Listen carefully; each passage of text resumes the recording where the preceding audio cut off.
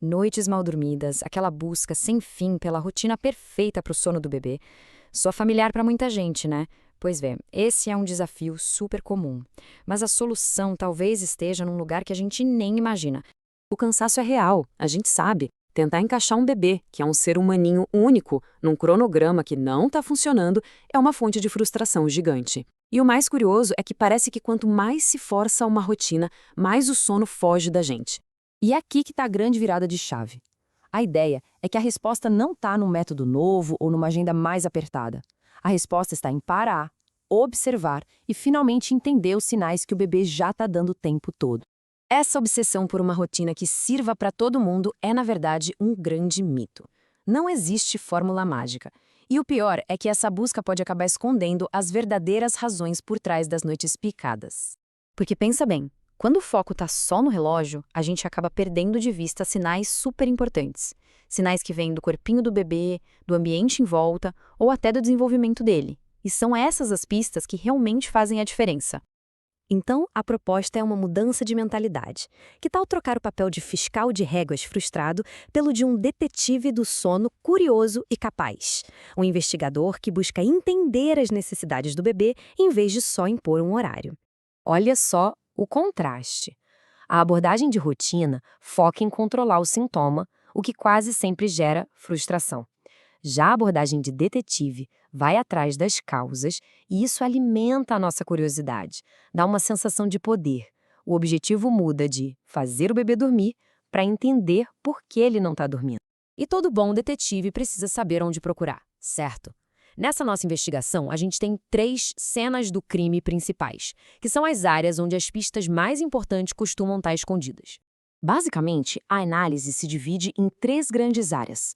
Primeiro, as pistas que vêm do corpo, como algum desconforto físico. Depois, as pistas do mundo ao redor, ou seja, o ambiente. E, por fim, as pistas da mente, que tem tudo a ver com o desenvolvimento incrível do bebê. Começando pelo corpo. Desconfortos físicos são, sem dúvida, grandes vilões do sono. Um refluxo silencioso, por exemplo, pode causar dor quando o bebê deita. Intolerâncias alimentares podem gerar cólicas, gases. E a dentição, essa pode trazer uma dor chatinha que piora à noite. Sinais como arquear as costas ou uma irritabilidade fora do comum são pistas de ouro. E a investigação pode ir ainda mais fundo. Tem fatores menos óbvios, como a falta de ferro, que pode causar uma agitação nas perninhas que impede o sono profundo. Ou então, um nariz que vive entupido por causa de alergias. Imagina como é difícil respirar deitado assim. São pistas que muitas vezes passam batido. Agora, a segunda área de investigação. O mundo do bebê. O ambiente. O quarto está quente demais? Tem alguma luz azul de eletrônicos atrapalhando? E o som? Às vezes, o silêncio absoluto pode ser tão estranho para um bebê quanto um barulho alto.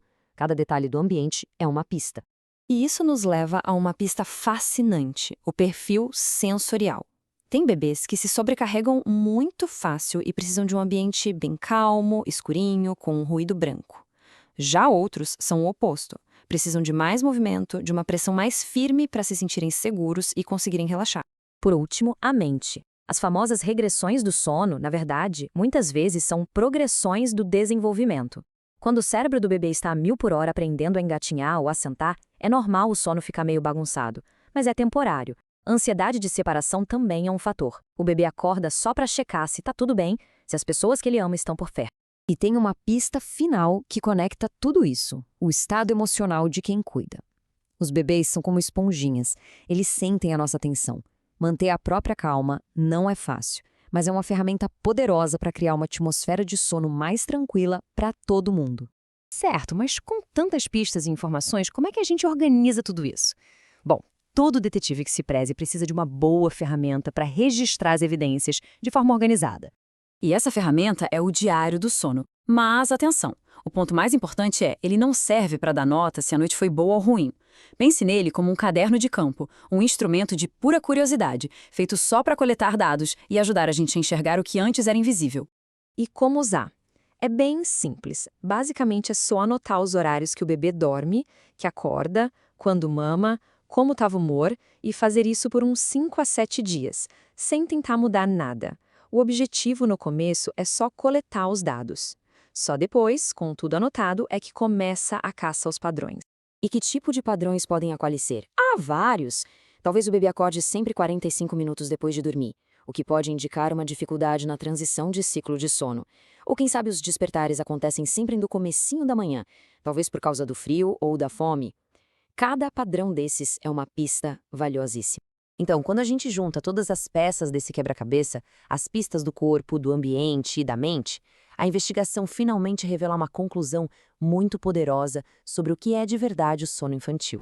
E a grande sacada é esta: o sono não é uma habilidade que precisa ser ensinada, ele é um reflexo. É como um termômetro que mostra como está o bem-estar geral do bebê. A meta deixa de ser consertar o sono e passa a ser ouvir o que o sono está tentando nos dizer. E essa é a pergunta que fica no ar. Com essa nova postura de detetive, o que será que dá para descobrir sobre as necessidades únicas que o sono de um bebê está tentando comunicar? No fim das contas, a jornada não é sobre ter controle, é sobre criar conexão. É sobre aprender a decifrar uma linguagem nova e responder com carinho e compreensão. E esse sim é o verdadeiro